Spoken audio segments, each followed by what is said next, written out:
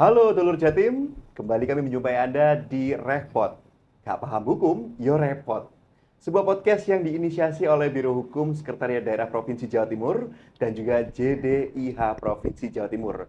Dan tentunya kali ini bersama saya Briansyah Dewantri untuk membahas berbagai macam topik yang kiranya penting untuk menjadi wawasan kita dalam memahami peraturan daerah maupun hal-hal yang perlu kita tahu sebagai masyarakat Jawa Timur.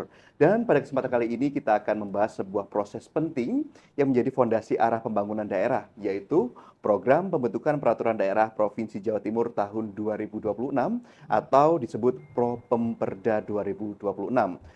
Propemperda bukan sekedar daftar rancangan peraturan, tetapi sebuah mekanisme perencanaan yang memastikan setiap regulasi yang lahir benar-benar memiliki dasar yang kuat, relevan dengan kebutuhan masyarakat, dan selaras dengan kebijakan nasional. Dan untuk itu kami membahasnya bersama dengan narasumber yang sudah mendampingi kita, dan izin kami perkenalkan di hadapan Anda. Yang pertama, beliau merupakan anggota Komisi A DPRD Provinsi Jawa Timur, kebetulan yang paling cantik dari masing-masing narasumber kita hari ini yang hadir. Beliau adalah Dr. Haja Laili Abida SAG MM. Ibu Laili, terima kasih banyak hari ini sudah mendampingi kami. Baik. Selanjutnya juga hadir bersama kami Ketua Komisi A DPRD Provinsi Jawa Timur, Bapak Dedi Irwansyah, SPD MM. Pak Dedi, terima kasih banyak juga. Assalamualaikum. Waalaikumsalam warahmatullahi wabarakatuh. Dan selanjutnya juga kami kehadiran beliau yang merupakan Ketua Bapemperda DPRD Provinsi Jawa Timur, Bapak Yordan M. Bataragoa STMSI. Pak Yordan, terima kasih banyak sudah membersamai kami, Pak. Ya, sama-sama. Luar biasa. Baik, dan selain itu juga kami kehadiran beliau, seorang akademisi, Wakil Rektor Bidang Akademik Universitas Narotama, Dr. Muhammad Saleh SH MH. Pak Saleh, terima kasih banyak sudah membersamai kami. Terima kasih. Assalamualaikum.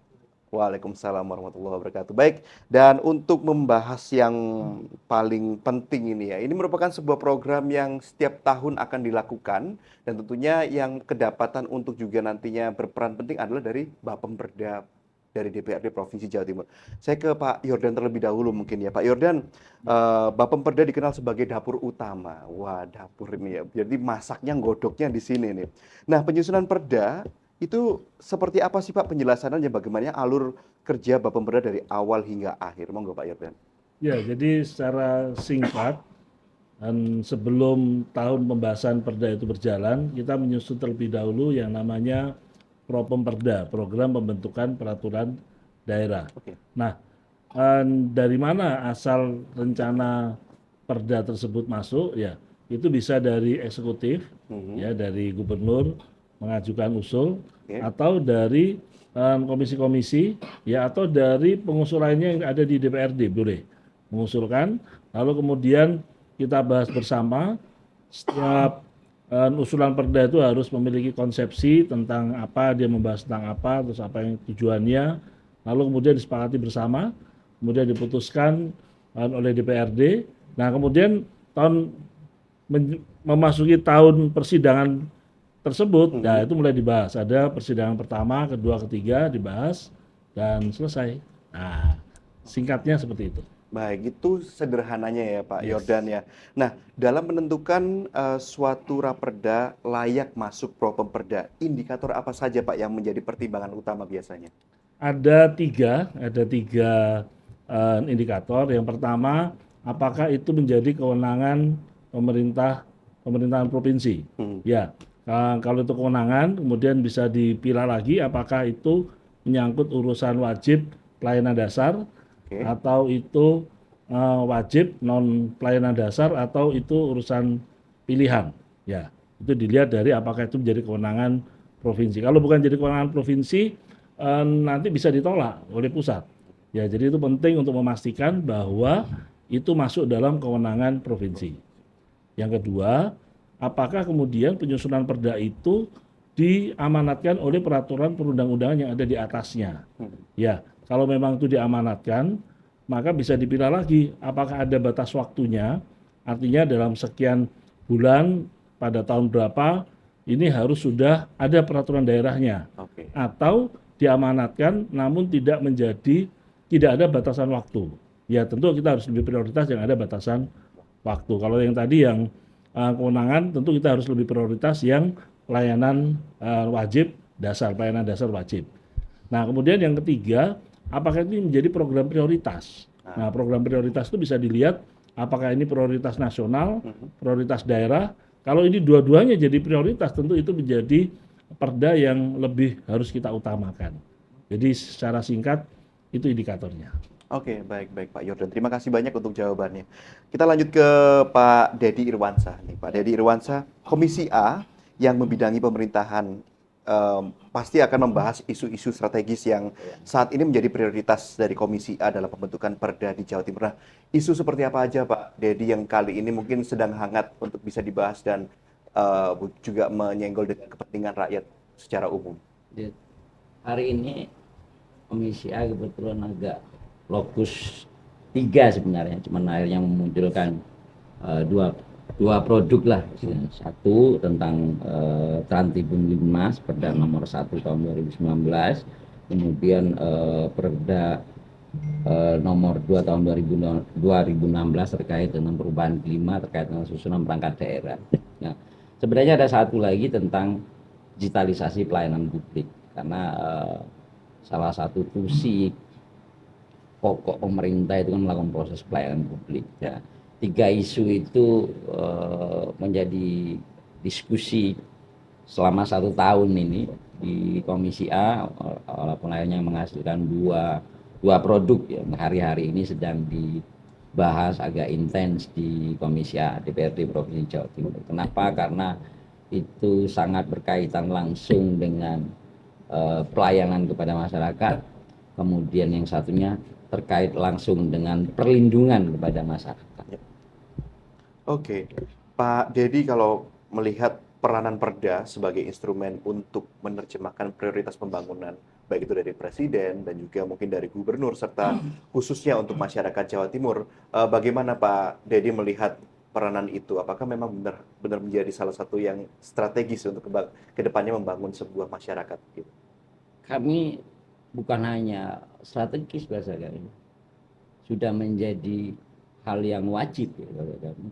Ketika payung Astacita itu kemudian turunnya jadi Nawacita, kalau tidak salah punyanya Bu Gubernur, ini kan harus lebih implementatif, Ini seperti jembatan, jembatan, sehingga hal-hal yang menjadi rencana pembangunan pusat itu juga harus terdiktum di rencana pembangunan daerah, yang implementasinya yang disampaikan Pak Yordan tadi, salah satunya bentuknya perda, baik itu soal pelayanan masyarakat, pelindungan kepada masyarakat, ataupun soal penguatan ekonomi yang ada di masyarakat. Karena kadang aturan undang-undang, permen dan segala macamnya itu butuh implementasi lebih konkret, sehingga di lapangan tidak terjadi tafsir-tafsir yang multitafsir gitu.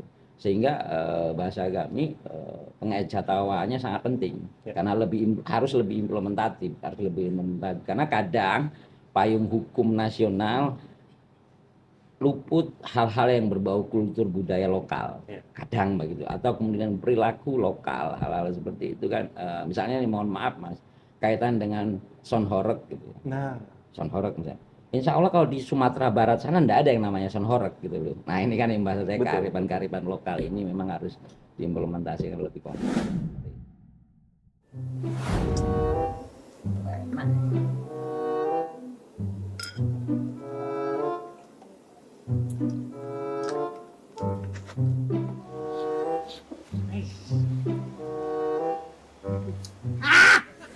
Rok ayo ngopi. Kamu jaluk. Dhewe kono lho. Warung itu tutup kok saya oleh kopi. Lah iku, mari gawe sak gelas gawe aku. Warunge tutup. Walah, anu ngene lho, nek kok jaluk sak gelas ae. Aku ate mangan tahu gitu kok keseret. Iku tuku nanti. Jadi gini. Karek papan tak tutup warung. Oh, mangkane tutup cepet. Apa sih, Kang? Winginane lagi biasa. Ya, Kesangone cair. cair apa? Wong kene durung bayaran kok sampian paling wis cair. Kowe karo aku sak pabrik, nek kowe urung cair, aku ya urung cair. Ngono lho. Terus kapan awak dhewe nyekel duwe? Wis ngene ya iki. Umpama duwite wis cair, arep mbok tukokne apa? Lah, Ya investasi dong. Investasi apa dong itu? Loh, pekarangan. Nek aku ya invest wedhus ae.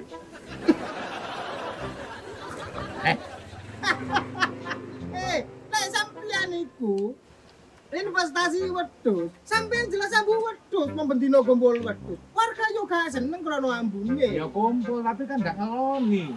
Masa mampu. Ya jelas mampu lah mau sampeyan nglibat dek kono. Tapi penak ning wedhus timbang tuku pekarangan. Yo enak pekarangan sih. Wedhus tuku papat, Ah, wis ah. isuk diculno sore mulih parek. Atur wae nanti. Ya terserah wedhuse. Nek sampe mangan tanduran wedhus iku jelas tak pedhot. Loh, lah apa salah mangan tanduran? Aja wedhuse le. Terus Wonge pedoten. Tapi yang ngono nek ngantek wedhus ku mangan sayurmu mendem. Wah, tak suwek. Loh, gak masalah disuwek pokok gak dipedhot. Wis gak iso. Sampeyan kan sing duwe. Wedhus iku harusnya kan diuruki tata krama supaya gak mangan tanduran. Gak ngerti justru wedhus sing ndok kromo. Apa Ana kudu? wong lungguh ngene wedhus. Tahu ana wedhus ngadeg ya brangkang ora kaya ponakanmu. Ana wong slametan pluwayan riwariwi. Lho, wedhus kan sikile apa? Kamu gak ngerti. Ya aja jotos-jotosan ngono ngomong. Ya gak iso sampeyan kok atur. Ora ngono Pak, aku apa ya gak. Aku lagi awal. Pikir kamu ide. Apa sih lah? Apa sih? Rai mau ganti. Kulo kene. Oh iya. Lah iya. Warga kene mek lurip beban dina tukaran. Iku lho. Iya iku marai. Aja iku-ikuan iki masalah apa? Wedhus lho mangan tanduranku. Gak iso tak ngomong. Kula wedhus ganti-ganti cancang barang iku. Lah wedhus nyancang aku lak berarti ngekang karepe wedhus. Tidak duwe kewedusan aku Nek jenenge. gak ngono. Kebunmu kayak ono Pak. Nah, Pak Grono lho, Pak Grono. Ya apa sih? Nek dikampe pagel apa biayanya mana? Harusnya wedhus iku sih dikai kandang. Isik isik tamaren wae. Cek wani ya? Ngene lho. Cek wani ya? Ngene lho. Tak culuk bebas. Wong seduluran ngene ya boleh nang meja hijau. Wah, aku ingin seneni bojoku kok Apa? kalah biliat. Lho, Meja hijau itu pengadilan iki lho. Ngono iku lho. Oh, arepku. masih kleru-kleru dhewe lah apa? Sik nang pengadilan ya apa lek gak ono marine ngene iki nang pengadilan. Oh, pengadilan. Iya, Bayar iya. mana pengacara? Duit mana? Pisan wis. Pemerintah itu menyediakan program perlindungan hukum gawe wong melarat-melarat sing Lah ngene iki malah sing marat ate dihukum. Lho, lho kok dihukum Oh, perlindungan dilindungi. Mesti menang aku. Sik ngene ya iki. jelas aku sih. Menang aku. Sik Kowe ngalah wae kok tak bratoni. Moh, males ah. isik Ngalah. tak telepon iki lho aku duwe kanca. Iki lho Bu Lili iki lho ahli hukum. Halo, Halo. Bu Lili. Oh, nggih, Cak Amin. Nggih selamat siang, Bu. Selamat siang. Sedang di mana? Di kantor. Oh, di kantor. Saya ada permasalahan masyarakat lagi, Bu. Ya udah monggo, saya di kantor kok. Silakan datang ke sini. Oh iya. Ayo Rono. Ayo Rono wong loro iki, wong loro. Urusanmu lho ya. Wong loro. Wis wong loro iki lho. Kok urusanku. Ayo. Ojo ojo.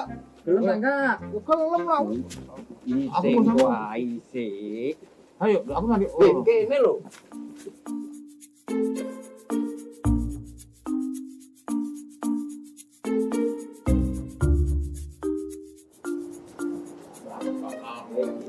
Stop Bapak, loh, Ya, mau kemana Bapak? manut ini lho. Oh, mau ke Bu Lili, Kepala Biro Hukum Provinsi Jawa Timur. Sudah janjian Bapak? Sudah. Sudah. Mohon izin Bapak, ini Pak, nggak boleh pakai sandal Bapak. Harus pakai sepatu, lebih yang sopan tuh loh Bapak. Harus sepatuan. Iya Bapak. Waduh Pak, ini orang-orang miskin Pak. Nggak Iya, punya- iya Bapak, kita bukannya mencegah atau nggak perbolehkan, tapi itu syarat dari kantor gitu. Bapak. Pinjem lho. Pinjem ada Pak. Pinjem, monggo saya ambilkan. Ini kok sepatu minjem dadi kowe barang yang melarat. Ngono gak gelem rukokno. Oh, enggak ya karo lah peraturan iki nomor kantor. Nah ini Bapak, monggo harus dipakai Bapak ya. Digawe kabeh. Alas. Mohon maaf ya Pak ya. Iya Pak, Saya mau antri ke sana dulu. langsung. Barangkali beliaunya sudah menunggu atau gimana tuh. Nggih, nggih. Monggo Terima langsung kasih ya aja, Pak. Oke. Sun Pak.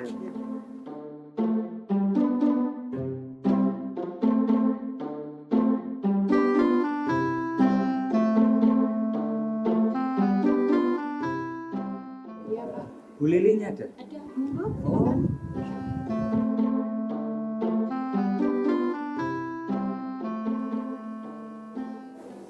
Assalamualaikum. Waalaikumsalam Bu Cak Amin. Ana apa Cak? Monggo pinara. Masalah tok. Nggih monggo pinara. Sing kula telepon wau lho, Bu. Oh, nggih. Kula sing masalah menika batopan kali ponakane Sarip niki. Nah, niki kan mboten percaya lek kula sanjangi teng Pemprov Jatim wonten bantuan hukum masyarakat miskin. Nggih, ngoten. Nggih. Kula nggih mboten percaya, wong kula mboten tau dibantu. Lho, lah yen gak ana masalah jenengan terangaken, Bu. Nggih. Saiki sadurunge aku nerangno, aku takon, ana masalah opo? Aku masalah kula, Bu. Ya sing aja masalah sing akeh ke situ ae. Jadi tadi niki lho, Bu, tandurane niki dipangan wedhus niki. Nggih. Lah, Wedhus iki mangan tanduranku. Tapi ngeten lho, Bu, tandurane niki dipangan wedhus. lah Ngeten lho, Mbak. dadi niki dos pundi? Iki malah jangan hubungan keluarga sih. Tasih. Iki cek ponakan. Nek masalah ngene iki mau mek perkara wedhus mangan tanduran, ya apa nek dirunding damai wong cek hubungan keluarga. Nek tanduran saged tukul, lah wedhus nang tugel iki lah sing ngelas. Lho niki wong anyene tuwa ya garo aturan. Aja nyandak umur tua-tua lho aku. Lah sampe kan iso ngomong wedhus e gak tanduranku. Ngomong ya apa wedhus iku kok. Ya nek wis ngomong aturan, berarti iki perkara iki ape digono pengadilan. Lah karepe ngoten wong damai mboten saged to. Mboten usah Bu. Mboten usah Bu ya, gak usah ya. Nggih mangan ngutokno bondo Awake maneh. kalangan duit neh ya. Nggih bayar pengacara. Iki lho. Oh, ngene nduk Jawa Timur iku ana program bantuan hukum bagi masyarakat miskin. Nah, nek sampean iku di masalah hukum, sampean kategori masyarakat miskin, ya iso dibantu karo pemerintah Provinsi Jawa Timur, memang ono. Mboten bayar. Tapi gak bayar, cuman kudu ono persyaratan. Pertama, surat keterangan miskin. Kedua, bukti-bukti perkara niku mau kudu ono. Nek iku mau jarene wedhuse mangan tegalane rusak kabeh tandurane, ya ono buktine. Mbok dipoto, mbok didodokno kan kok mesti didelok buktine. Kan perkara iku gak hanya didelok sepintas mek laporan tapi ono buktine. Nah, itu ditunjukkan semua di bawah. Bisa ngunjukne kula, Bu. Kali lho. Lah wedhuse tugel. Lah kok kan saksi mata wong wedhus ini uraine mboten ada kon ini iki kok. Lho, sing talang. Jelas aku. Enggak ngene lho, wis ngene wis. Bukti-buktine ndi? Bukti apa? Berkas-berkas mau lho. Berkas apa? Sing wedhus ambek tanduranmu mau lho. Wong iku sik umpama. Iya. Iya. Dadi gurung ono masalah. Umpama. Ya wis sak ngono. Umpama tak pikir ya wis gak apa-apa. Iki kula ngapunten lho, Bu. Oh. Lah nek umpama berarti ya bantuane hukum ya umpama. Ngapunten lho, Bu. Cek sepuro kon. Nggih. Umpama digoreng ning kadoan. Ngapunten paling boten kula ngerti aturane pemerintah provinsi tentang hukum Bu nggih. Kula boten saged ngaturi napa-napa niki turan wingi Bu. Lah sik Cak, wis gak. Kene gak ngono-ngono iku wis. Gratis ya gratis, wis gak usah nek ngono-ngono ya. Tapi gak apa-apa wis sing penting saiki sampean kabeh Cak Amin ya. Cak Sarip, Cak Topan iku ngerti bahwa di Provinsi Jawa Timur ada program bantuan hukum bagi masyarakat miskin. Artinya jika ada orang yang punya masalah dan kategori masyarakat miskin yang biayanya berasal dari Provinsi Jawa Timur. Nang Pasar Atom tuku klambi olahraga. Muline tuku apem karo tuku suun. Entuk bantuan hukum iku hak kabeh warga. Ben urip tentrem, guyub lan rukun.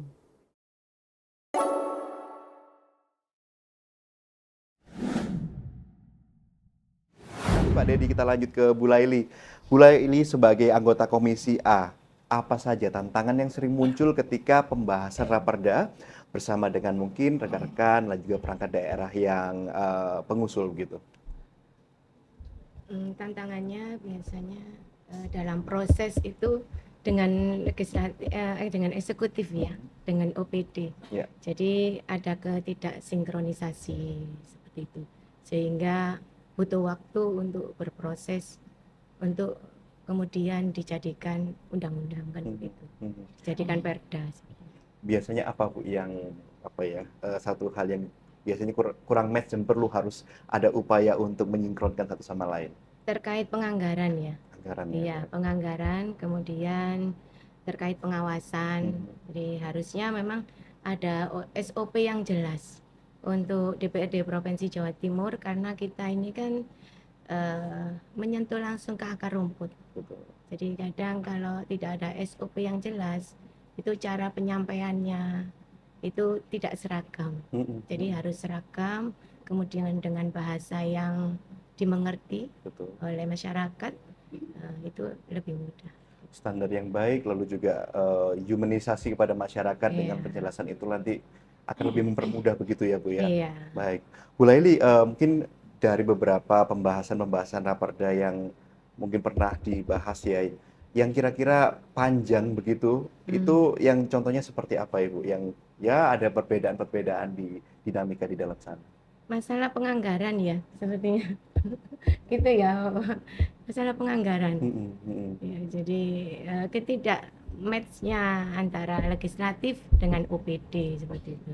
Oke, baik. Apalagi sekarang kondisinya efisiensi. Iya, nah ini berarti itu jadi salah satu faktor yang cukup apa ya Bu ya, membuat sedikit panjang begitu. Iya.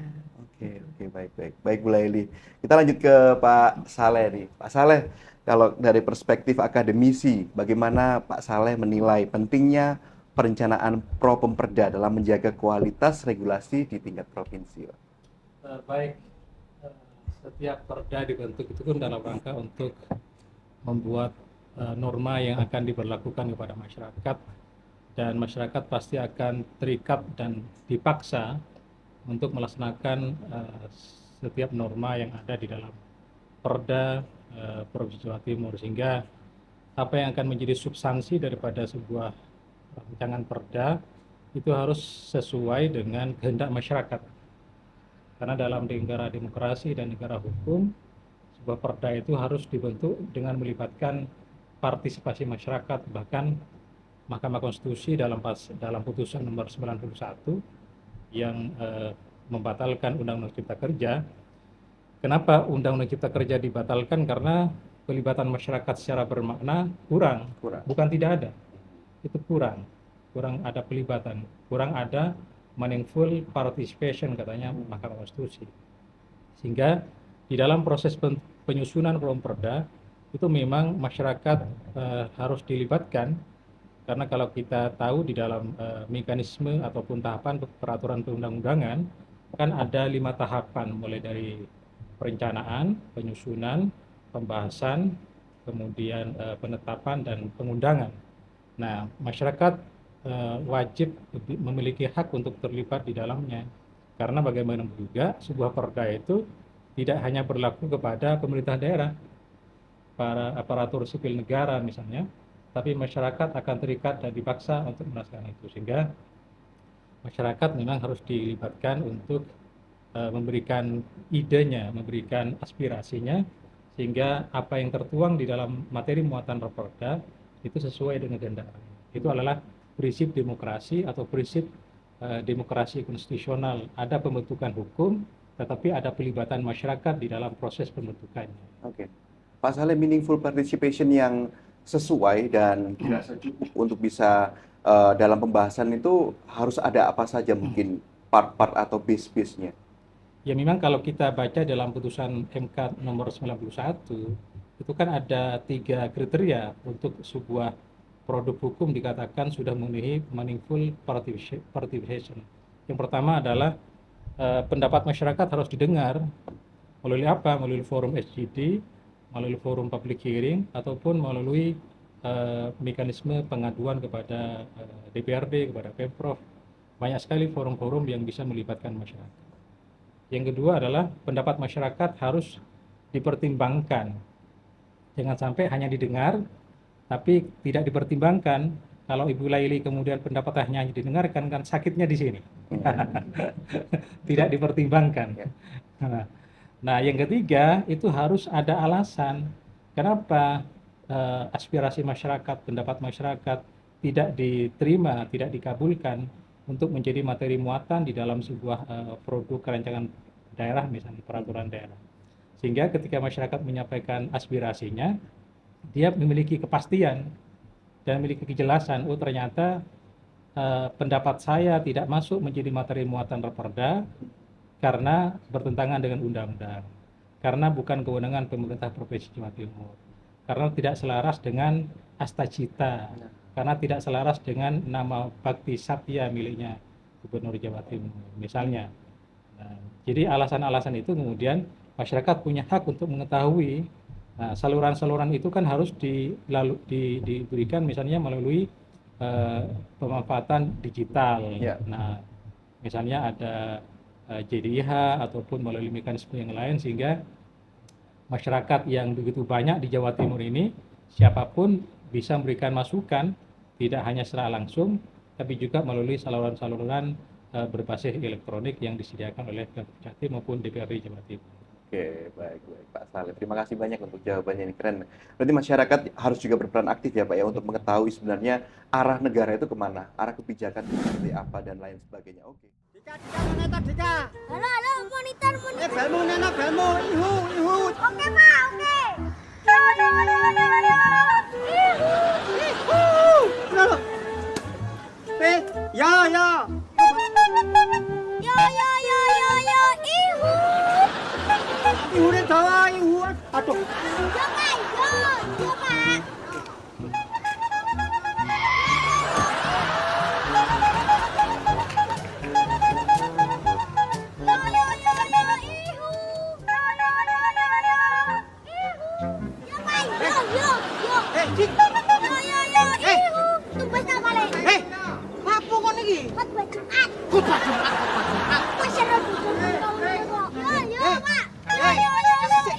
Bapakmu iki nanti. Iko, burine wet iko.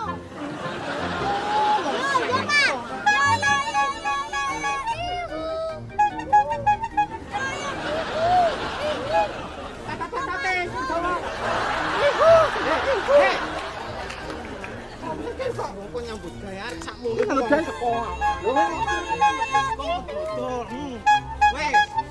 Wes, ngene. Nyeluk ukir barang kok.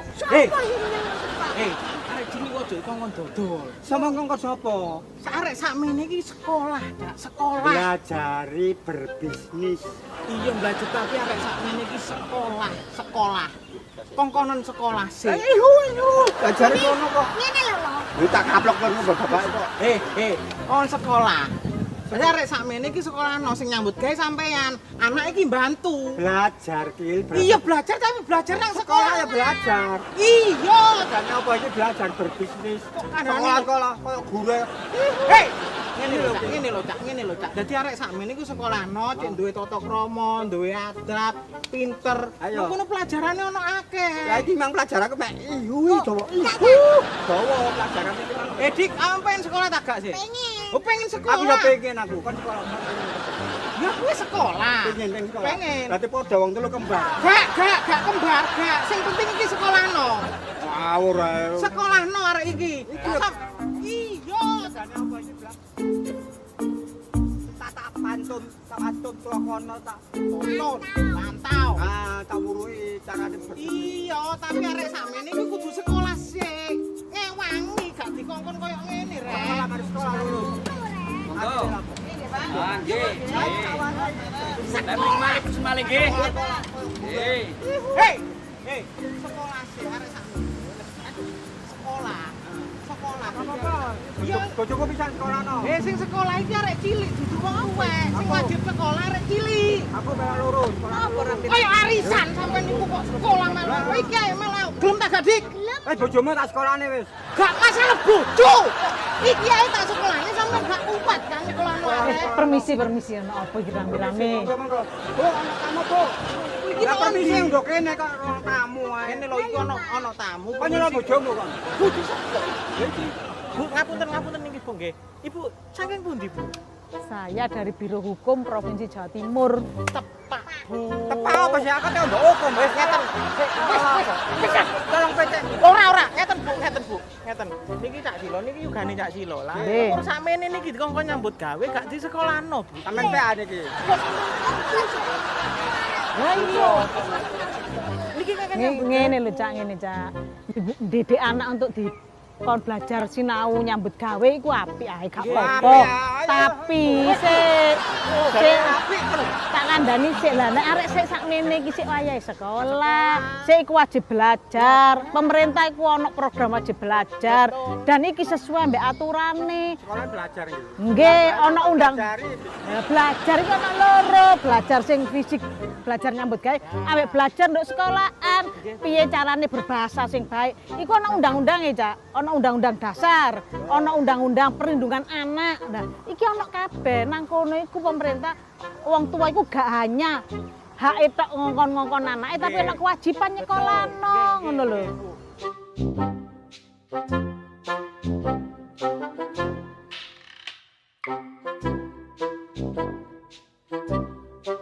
Wis ya, jelas kabeh. Nang kali anak muter lewat Wonokromo. Mampir ke Putran, Bulak Kacang Koro. Hak-hak anak ojo sampai dilalekno, gawe masa depan bangsa lan negara. Kita lanjut ke Pak Yordan lagi, kita kembali ke Pak Yordan. Pak Yordan, bagaimana sebenarnya Bapak Perda memastikan bahwa Raperda itu tidak bertentangan dengan aturan pusat seperti UU atau Undang-Undang, PP atau mungkin Permendagri? Ya, jadi begitu Properda itu kita putuskan kemarin misalnya untuk Properda 2026 itu 15 Oktober seingat saya itu ditetapkan ya. Jadi penetapan Properda itu harus dilakukan sebelum penetapan APBD. Ya, jadi kalau APBD bulan November, kita Oktober kita sudah menetapkan Properda supaya perencanaan anggaran terkait penyelesaian perda itu juga bisa masuk dalam anggaran APBD. Ya, nah begitu kita sudah selesai kita sudah menetapkan Properda, kami melakukan konsultasi dengan Kemendagri. Nah kebetulan tahun ini memang lebih terstruktur, di mana kami semua harus mengisi form yang dibuat oleh Kemendagri terkait dengan usulan-usulan perda. Ya, jadi kami juga melakukan fasilitasi dengan Kemendagri untuk memastikan bahwa semua perda-perda ini bisa tertindaklanjuti. Ya, misalnya kalau Kemendagri itu kan berusaha memastikan bahwa yang kita bahas ini sesuai dengan kewenangan provinsi.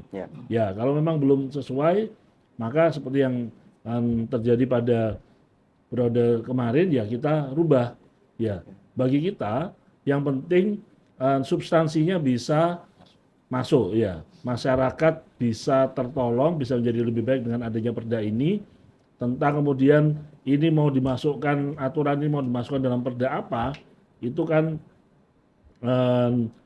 pilihan-pilihan teknis ya, ya. Nah, tetapi kita cari kira-kira peluangnya seperti apa. Ya, tentu kalau kemudian ini tidak sesuai, kita ya tetap bernegosiasi dengan pemerintah pusat. Ada yang kemudian perdanya sudah selesai, ya sudah kita selesaikan, tapi kemudian dari pusat hasilnya pun tetap tidak setuju. Padahal di awal kita sudah konsultasi. Maka kita cari solusi, kira-kira solusinya seperti apa. Jangan sampai kemudian masalah-masalah ini mengorbankan rakyat. Ya, jadi kan rakyat ini kan maunya kan bisa sejahtera, bisa terselesaikan masalahnya. Ya, nah kita salah satu instrumen yang kita gunakan adalah fungsi legislasi, yaitu pembentukan peraturan daerah. Pernah ada yang dikembalikan enggak Pak? Karena katanya mungkin tidak sesuai standar. Ada yang kemudian waktu kita sampaikan ke Kemendagri. Nah, jadi begini, begitu selesai, perda sudah selesai dilaporkan. Tadi kan Properda menyusun daftar list ya. Kemudian habis itu dalam Properda kita juga pernah kemudian kita diminta untuk melakukan perbaikan, ya perbaikan itu pernah. Kemudian ketika sudah selesai, itu ada dua mekanisme, yaitu fasilitasi atau evaluasi. Kalau kemudian perda-perda seperti menyangkut pajak, retribusi ya, menyangkut rencana tata ruang, rencana pembangunan, itu modelnya evaluasi. Tetapi kalau kemudian perda yang lain itu fasilitasi. Fasilitasi itu begitu komisi pembahas atau pansus menyelesaikan laporannya, maka ini kemudian kita laporkan ke Kemendagri. Maka dilakukan prafasilitasi, difasilitasi, kemudian keluar hasil fasilitasi itu berupa hal-hal yang perlu kita perbaiki ya, saran dari Kemendagri. Nah yang tahun ini ada yang kemudian menurut kita saran ini nggak pas, ya menurut kita nggak pas. Sudah kita lakukan sanggahan ke Kemendagri, kemudian turun lagi dari Kemendagri, ya tetap sama. Ya akhirnya kita undang beberapa akademisi, kita mendiskusikan sejauh mana kemudian saran dari Kemendagri ini bisa kita tidak lanjuti. Nah ternyata kemudian dari semua pilihan-pilihan itu, oke, tetap bisa kita tidak lanjuti dengan beberapa catatan. Ya udah, kemudian kita ikuti saran dari Kemendagri. Karena kalau kemudian kita tidak menindaklanjuti, nanti kita tidak akan mendapat nomor registrasi. Ya, ketika tidak ada nomor registrasi, maka keabsahan dari perda ini menjadi tidak valid. Ya. Jadi itu terjadi dan menurut saya itu hal yang normal lah. Jadi kita semua ini yang penting ada komunikasi, ada diskusi, mencari titik temu ya. Sehingga kemudian rakyat tidak menjadi korban. Terima kasih.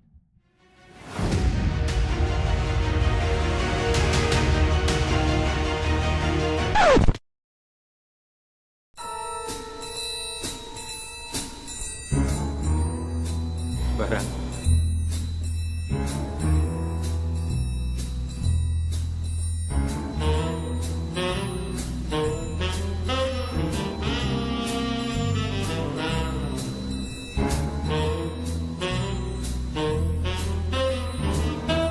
Bos, uangnya palsu. Transaksi batal, uang yang resmi nih. Barang yang sampean jual juga tidak resmi, tidak ada cukai, jadi sesuai. Terus apa ini, Pak? Memproduksi dan menjual rokok tanpa cukai adalah melanggar hukum. Ada pasal-pasalnya. Ayo, rokok ilegal. Baik Pak Yordan. Lanjut ke Pak Dedi sekarang. Pak Dedi, dinamika di kebijakan nasional kan begitu cepat, lalu juga zaman juga terus berjalan. Bagaimana akhirnya Komisi A memastikan bahwa perda tersebut itu tetap relevan, bahkan bisa memandang 5 sampai 10 tahun ke depan ini akan dibutuhkan terus? Ya, yang jelas urgensi publik tentang beberapa hal, kondisi-kondisi masyarakat itu memang menjadi fondasi awal penyusunan perda. Nah, kita tentu tidak bisa memastikan bahwa misalnya perda kita ini hari ini kita buat itu mampu bertahan seberapa lama di tengah derasnya perkembangan teknologi informasi hari ini.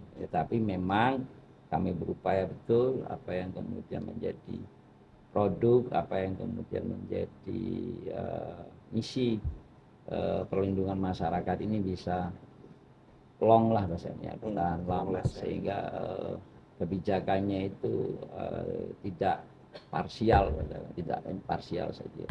Bahkan kita sering melibatkan para akademisi berdiskusi, termasuk Pak Soleh ini bagian dari mentor diskusi kita. Bagaimana kemudian kebijakan-kebijakan yang muncul itu memang berdampak kepada publik saya. Karena banyak juga, banyak juga produk-produk hukum. Saya tidak ngomong produk hukum secara global nasional, produk hukum daerah ini ya hanya selesai di dokumen, dan hanya sekedar untuk menyelesaikan kewajiban-kewajiban kerja bahasanya. Ketika ada perintah dari pemerintah pusat atau apa, kita sangat berharap perda yang ada itu perda yang benar-benar implementatif dan kemudian berdampak pada masyarakat. Oke. Pak Dedi menyambung tadi seperti yang disampaikan Pak Saleh tentang public participation nih. Kalau dari Komisi A sendiri, bagaimana peran masyarakat dalam menyusun raperda dan apakah Komisi A memiliki mekanisme yang seperti apa untuk juga memperluas tentang partisipasi publik untuk pembahasan raperda? Secara substansi bukan tahapan penyusunan undang-undang. Secara substansi seharusnya partisipasi masyarakat ini kita letakkan di ruang prioritas. Kenapa? Karena aturan atau produk hukum yang disusun oleh rekan-rekan DPRD itu dalam rangka berdampak kepada mereka, seperti yang saya sampaikan tadi, berdampak kepada. Sehingga ini menjadi sesuatu yang urgent dan penting versi kami untuk melibatkan partisipasi masyarakat gitu loh.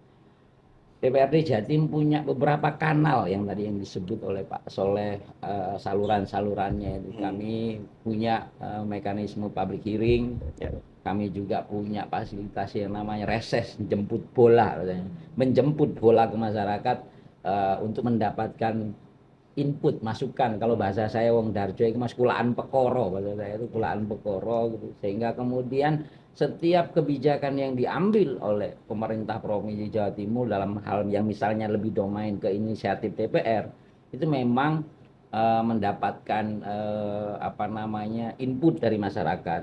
Bahkan selain menjemput bola, karena di era perkembangan teknologi informasi yang luar biasa ini, DPRD Jatim punya cuan namanya, Mas. Kalau nggak salah cuan namanya. Cuan. Saya khawatir keliru ya. Curhatonang Dewan. Curhatonang Dewan. Nah, itu dalam rangka kita mengadaptifkan kondisi dengan kekinian gitu.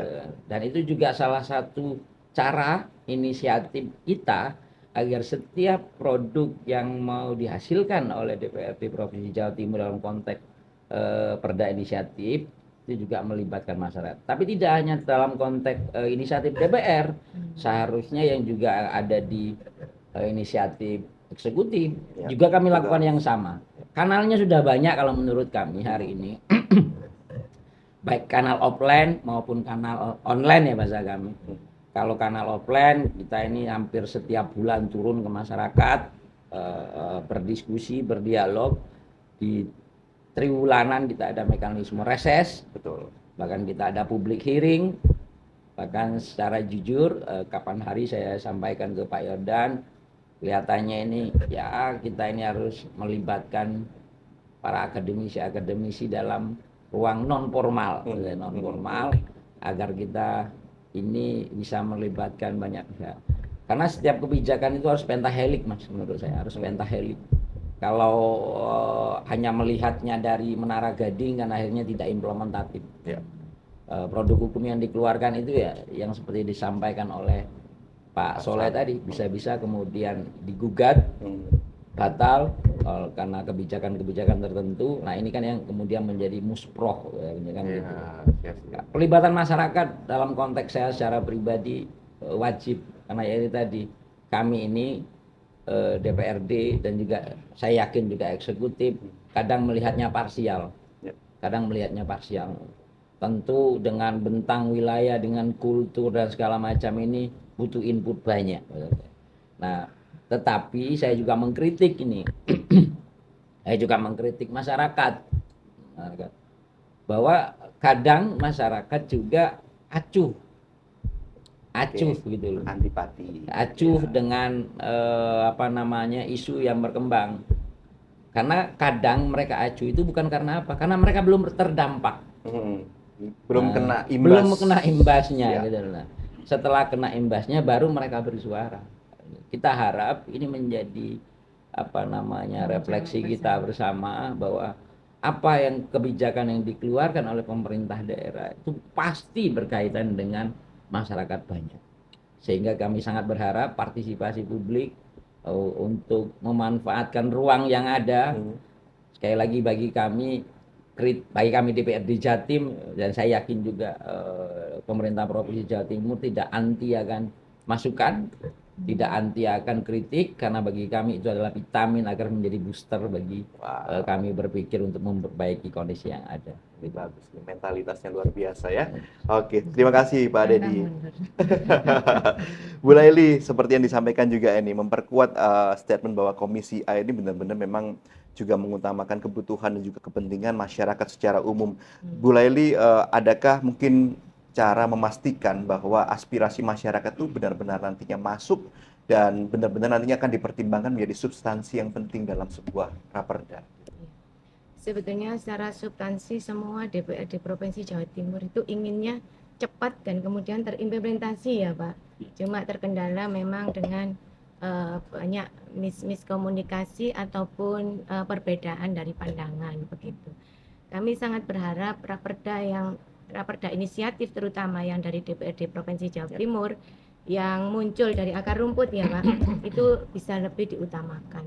Nah, kemudian kita akan melakukan pengawasan, juga hilirisasi seperti yang disampaikan oleh Pak Ketua tadi, bagaimana mengakomodir masyarakat untuk bisa memahami dengan bahasa yang lebih sederhana. Karena bahasa hukum itu kan agak berat, kadang mereka menerjemahkan sama kalau kita melihat tafsir ya Pak ya, Al-Quran.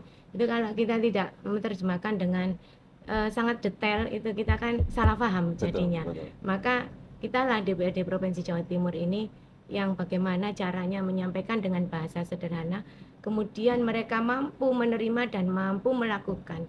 Karena pemerintah kan tidak bisa jalan sendiri tanpa campur tangan masyarakat, gitu. Sehingga masyarakat bagaimana mereka memahami bahwa itu sangat perlu untuk mereka, dan kita ajarkan mereka untuk bisa memahami orang lain, tidak hanya memahami dirinya sendiri, tapi mampu untuk memikirkan orang lain. Karena tanpa bersama-sama pasti Jawa Timur tidak akan cepat melaksanakan apa yang direncanakan, seperti itu.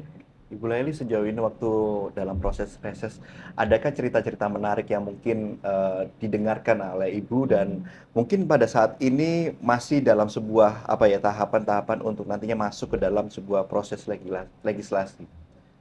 Ada, Mas. Seperti terkait perlindungan perempuan dan anak disabilitas itu sangat menyambut baik, tetapi undang-undangnya belum diundangkan, artinya masih hampir selesai gitu ya, itu hampir selesai. Ini sangat disambut baik oleh ibu-ibu dan kalau di badan otonom ya sudah mulai membuka, misalnya membuka layanan keluarga sakinah, gitu, Gria Curhat Keluarga. Kemudian ada lagi, apalagi banyak itu yang dari pemerintahan, terus kemudian ada pendampingan dari pengadilan agama, gitu. Jadi semua sudah mulai bergerak, padahal undang-undangnya ini belum digedok. Tapi sudah banyak gerakan-gerakan untuk mengakomodir kebutuhan masyarakat. Iya, karena biasanya sudah ditunggu-tunggu ini. Biasanya apa Bu yang terkait tentang perlindungan, penguatan perempuan dan juga mungkin penguatan rekan-rekan disabilitas yang biasanya dicurhatkan ke Ibu? Iya, terkait mungkin keberadaan mereka ya, ingin dimanusiakan, gitu. Jadi seperti layaknya yang normal begitu. Jadi ada lapangan kerja untuk mereka, ada perlindungan. Gitu. Kemudian kalau anak-anak, saya masih melihat ada beberapa anak-anak itu dipekerjakan oleh orang tuanya.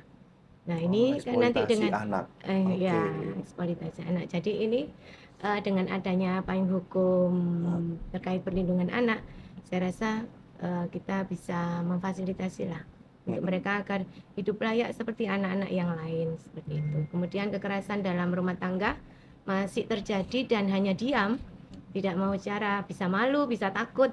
Nah hari ini kita mensosialisasikan bagaimana kita ikut peran serta dalam membantu kerja pemerintah.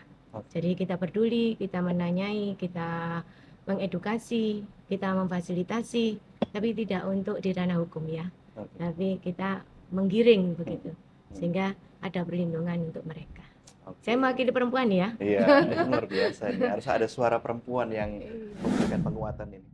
Percuma aku lek urip koyo ngene. Aku wis gagal dadi menungso. Saiki malah ngrepoti wong akeh. Ngertakkan data aku.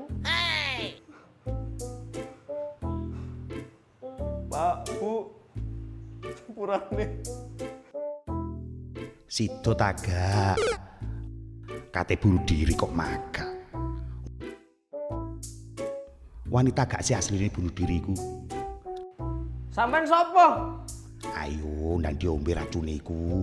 Ya ngomong nomormu gorong tak save iki gak ngerti sampean sapa. Wis gak usah takon. Gak perlu ero awakmu aku iki sapa. Nang diombe ae iku racune. Wanita gak iku, ha? Ayo. Wani.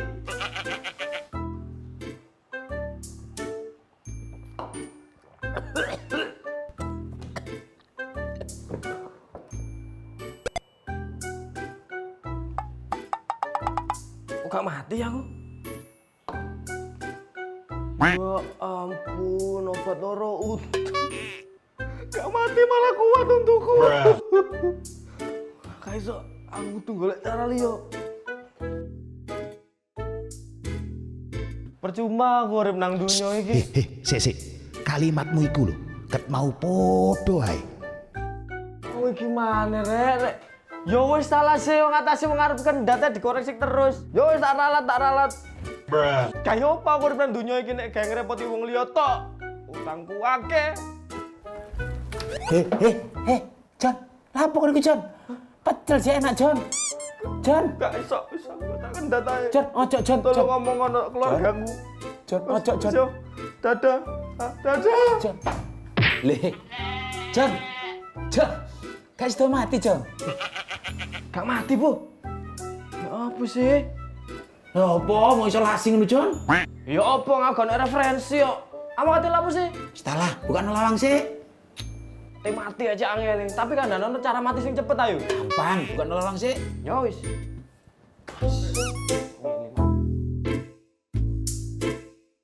Apa sih kok sepedi ngono?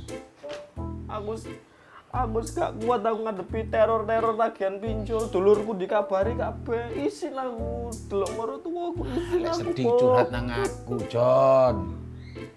Tapi aku butuh duit, Bu. Lah, iku. No. Gak, aku gak iso ngewangi Jon iki to. Aku mati kan mau garai terus. Hei, Jon. Sapa iku lek? Mbok pikir mati bunuh diriku penak ta? Wong iki metu maneh. Iki ya, Jon. Tutu iki. Iku. Sampai mati bunuh diri ta? Iya, aku iki mati mergo bunuh diri. Lek masalah utang-utangan iku, ya kudu ono solusine, Jon. Pinjol sing resmi karo legal iku sing terdaftar OJK. Sing wis pasti jelas hitungane dan gak bakal neror. Tapi lek pinjol terdaftar OJK, ya tetep kudu dibayar, Jon. Terus lek ono pinjol neror, laporno wae nang polisi. Ya mestine karo nggo bukti-buktine pisan. Soale iku iso diarani penghinaan utawa pencemaran nama baik. Iso dijerat pasal 29 Undang-Undang Nomor 11 Tahun 2008 sing wis diubah karo Undang-Undang Nomor 19 Tahun 2016 tentang Informasi dan Transaksi Elektronik utawa ITE. Nah, terus setiap orang dengan sengaja dan tanpa hak mengirimkan informasi elektronik dan atau dokumen elektronik yang berisi ancaman kekerasan atau menakut-nakuti yang ditujukan secara pribadi, sanksi diatur nang di pasal 45B. Setiap orang yang dengan sengaja dan tanpa hak mengirimkan informasi elektronik dan atau dokumen elektronik yang berisi ancaman kekerasan atau menakut-nakuti yang ditujukan secara pribadi sebagaimana dimaksud dalam pasal 29 dipidana dengan pidana penjara paling lama 4 tahun dan atau denda paling banyak 750 juta rupiah. Jon, gak usah bingung kan. Gak salah aku berarti emang ono pasale. Iya. Alhamdulillah. Terus awakmu rene mau arep nyapa aja? Kan jam ini gurung adus. Oh. Ini di satu. Ya Allah, nanti niku jam yamene gurung adus ku nunut adus, banyuku mati. Foto dulu, Jon. Mosok mau kon bunuh diri, Jon, satu saya. Kak, iki dolen paling payu 200, susuke gawon. Apian genjar.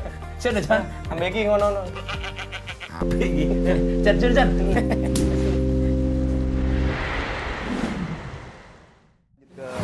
Pak Saleh, dalam kacamata akademisi, isu strategis apa Pak yang di Jawa Timur ini sedang dibutuhkan dan juga dukungan regulasi baru di tahun 2026 menurut pengamat dari Pak Saleh sendiri?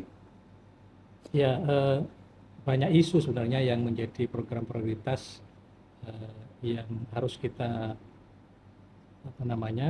dilaksanakan maupun ada kebijakan di anggaran maupun di perencanaan. Misalnya tadi menyambung dari Bu Laili tentang perempuan dan anak, itu memang masuk di dalam program prioritasnya gubernur karena angka terhadap kekerasan dan anak sangat tinggi di Jawa Timur, sangat tinggi, dan bahkan bisa puluhan ribu dalam setiap tahun. Itu yang melaporkan. Data itu kan ada di Simfoni PPA, Sistem Informasi Online Kementerian Perlindungan Perempuan dan Anak. Jawa Timur memang sangat-sangat tinggi. Sehingga DPRD Jawa Timur sekarang kan sudah menyelesaikan raperda tentang penyelenggaraan pelindungan perempuan dan anak. Itu ada tahap untuk melakukan pemenuhan hak perempuan dan anak, kemudian pencegahan terhadap pelanggaran hak perempuan dan anak, kemudian juga dilakukan penanganan terhadap korban, kemudian juga terakhir pemulihan terhadap korban. itu adalah merupakan sebuah layanan yang akan diberikan oleh, karena banyak sekali perempuan maupun anak yang memang masuk dalam kelompok rentan, terutama yang membutuhkan pelindungan khusus. Misalnya adalah anak yang berhadapan dengan hukum.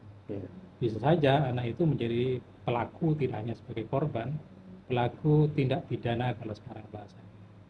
Maka ini juga harus diberikan layanan dalam rangka untuk mengadvokasi jangan sampai kemudian hak-hak anak itu terabaikan ketika masuk dalam proses peradilan secara litigasi. Termasuk juga misalnya tentang tentang pekerjaan, karena memang kita punya program prioritas MGC, kemudian ada SMA double track, dan bahkan kita juga punya SMK di Jawa Timur itu dalam rangka untuk mengurangi angka pengangguran terbuka di Jawa Timur. Jadi memang problem kita adalah ternyata lulusan SMK itu adalah memberikan kontribusi tertinggi terhadap angka pengangguran terbuka di Jawa Timur. Ini kan sebuah anomali.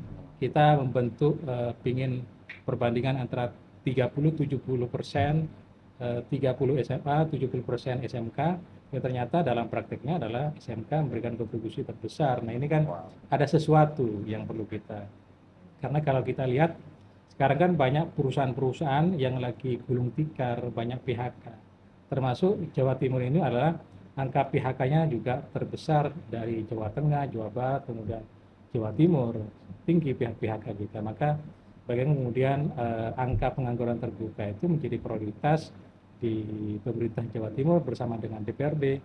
Nah, ini juga menjadi program prioritas di dalam kebijakan penganggaran, penyusunan rencana pembangunan daerah agar tepat sasaran. Jadi masyarakat yang kemudian sudah di PHK, lulusan-lulusan SMK yang tidak terserap di lapangan kerja, itu menjadi prioritas agar mereka bisa punya kegiatan usaha secara mandiri atau bisa diserap pada lapangan kerja sesuai dengan kompetensinya. Ini yang harus menjadi prioritas. Sebenarnya kita punya perda tentang penyelenggaraan ketenagakerjaan, Perda nomor 8 tahun 2016. Kebetulan waktu itu saya juga ikut melakukan pendampingan untuk penyusunan. Sudah ada di situ, cuman mungkin sekarang perlu diupdate karena banyak sekali kebijakan-kebijakan nasional yang harus disesuaikan dengan materi muatan dalam Perda tentang ketenagakerjaan di Jawa Timur. Nah, selain itu juga isu tentang pendidikan. Kita kan menginginkan di Astacita itu adalah termasuk di Nawabakti Satya, ya, di visinya pembangunan kita adalah menuju Indonesia Emas tahun 2045. Nah, untuk menjadi menuju Indonesia Emas, tentu kan pendidikan sangat berkontribusi besar terhadap mewujudkan ke Indonesia Emas ke tahun 2045. Ini kan kita punya pendidikan menengah, kemudian pendidikan pendidikan khusus yang diselenggarakan oleh Pemprov Jatim. Ini kan harus berkolaborasi seperti tadi Pak Ketua Komisi A, kolaborasi pentahelix, ya. Tidak hanya Pemprov Jatim, tapi ada kolaborasi dengan korporat, dengan perusahaan, kolaborasi dengan media, kolaborasi dengan akademisi. Agar apa? Agar ada peningkatan kompetensi dan apa yang dikembangkan di dunia pendidikan itu memang link and match dengan kebutuhan dunia kerja.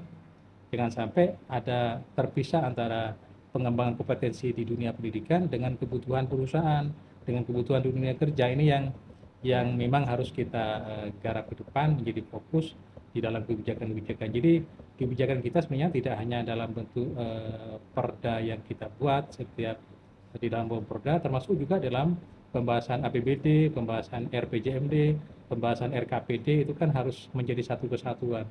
Sehingga saya sering mengatakan 3 fungsi DPRD itu kan sebenarnya ada merupakan siklus dari pembentukan perda, baru kemudian penganggaran, pembahasan APBD, baru pengawasan.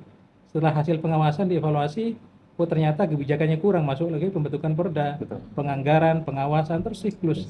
Tidak pembentukan perda selesai, di penganggaran selesai, tidak ada tindak lanjut. Ini yang jangan sampai terputus. Jadi merupakan sebuah siklus di dalam fungsi DPRD yang 3 itu. Oke, baik.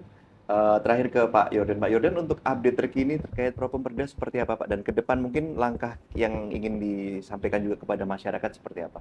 Ya, jadi untuk tahun 2026 dalam catatan kami ada rencana ada 11 peraturan daerah yang akan dibahas, termasuk diantaranya ada 3 perda terkait dengan BUMD, yaitu PJU, JGU, dan PBU, JGU, sama PJU.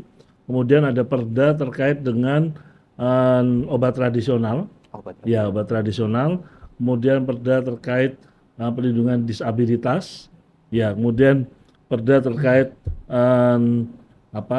riset dan inovasi daerah, ya. Dan perda terkait dengan transportasi publik.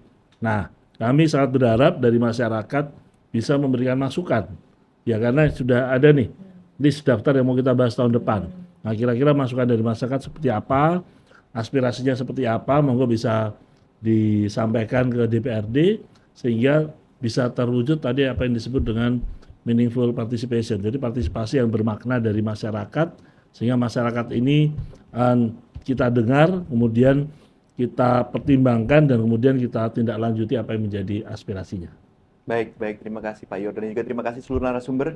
Sangat terbatas waktu kita, tapi mudah-mudahan nanti berkepanjangan kita bisa ngobrol-ngobrol lagi. Mungkin masyarakat juga ingin tahu, bisa langsung ke DPRD untuk bisa memantau program pembentukan peraturan daerah. Kami ucapkan terima kasih banyak untuk Pak Yordan, Ketua Bapemperda DPRD Provinsi Jawa Timur, Pak Dedi, Ketua Komisi A DPRD Provinsi Jawa Timur, Ibu Laili Abidah, Anggota Komisi A DPRD Provinsi Jawa Timur, dan Bapak Muhammad Saleh, Wakil Rektor Bidang Akademik Universitas Narotaman, juga akademisi yang hari ini sudah memberikan berbagai macam insight-nya. Mudah-mudahan hari ini yang kita bahas akan menjadi sebuah manfaat besar untuk masyarakat Jawa Timur khususnya, dan juga pembahasan kita ini nanti akhirnya menjadi salah satu hal yang nantinya menambah wawasan dan juga kita bisa memahami tentang pentingnya kualitas regulasi dalam mewujudkan tata kelola pemerintahan yang lebih baik di Jawa Timur.